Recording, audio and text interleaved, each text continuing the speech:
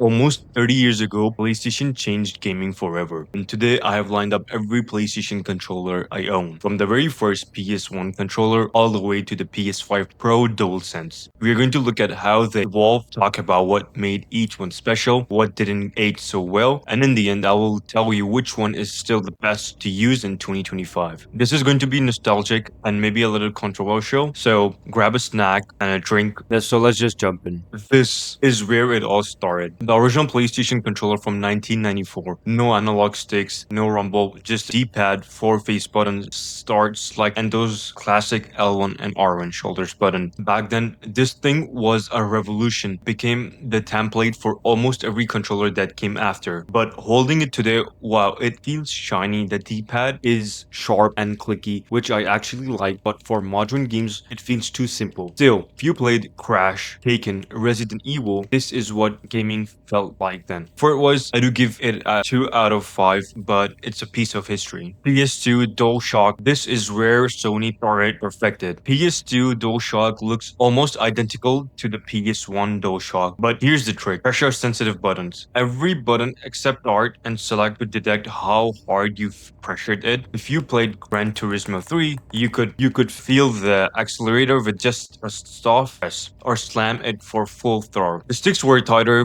the build was a little heavier, and honestly, the controller just feels right. But not only that, PS2 also added analog buttons as well. No wonder the PS2 sold over 150 million units for many of us. This is what childhood gaming looked like. PS3, 6 axis. Alright, here's what when things got weird. The PS3 6-axis Sony first wireless controller, when this came out, it felt futuristic. No more wires, the controller was super light, or maybe a little too light. It added motion controls, which was super cool for a while. Games like Motor Strom let you tilt to steer, but here's the problem, no rumble. After years of feeling vibration in every game, suddenly it was gone, and players hated that. Sony eventually fixed it with the DualShock 3, but since I only have 6-axis, I will be honest, it feels hollow compared to the others. PS4 DualShock 4, and then Sony nailed it. The DualShock 4 was a complete redesign, bigger, more comfortable, way bigger triggers, way better triggers, a touchpad, the share button, even a light bar. It was finally a controller that matched Xbox in terms of comfort. I used this controller for thousands of hours, and honestly, I still love it. The only real complaint, that battery life. If you know, you know. This thing was always on charge, but feature-wise and feel-wise, this was one of the best controllers Sony ever made, and honestly, this was my to-go during the COVID. Last but not least, PS5 DualSense controller, and now is the future. The DualSense is hands down Sony's most advanced controller ever. The adaptive triggers can actually fight back. You can feel bowstring tighten or a gun jam. The haptics insane. You can literally feel the rain, footsteps, and every tiny detail in the game. It's heavier, it feels premium, and with the DualSense Edge or PS5 Pro version, you can swap sticks, just trigger, tension, fully customizable. Not only that, the feel of it also makes you just wanna sleep with it. This is the controller that made me say, yep, we are in the next generation. So alright, here's my final ranking, from worst to the best. So, number 5, PS1. Classic but way too basic now. Number 4, PS3, 6-axis. It was wireless, that was cool, but no rumble, kills it. And number 3, it's gonna be PS2 DualShock controller. It was iconic, tight sticks, still solid until today. And number 2, PS4 DualSense, super comfortable, just wish it lasted longer on a charge. Last but not least, as you all know, the PS5 DualSense controller. Best PlayStation controller ever made, no question. That's every PlayStation controller rank. But I want to know which one is your favorite. Drop it in the comments and see if you agree with my list. If you enjoyed this trip down PlayStation memory lane, hit that like button, subscribe if you haven't already, because we have got more PlayStation history reviews and comparisons coming very soon.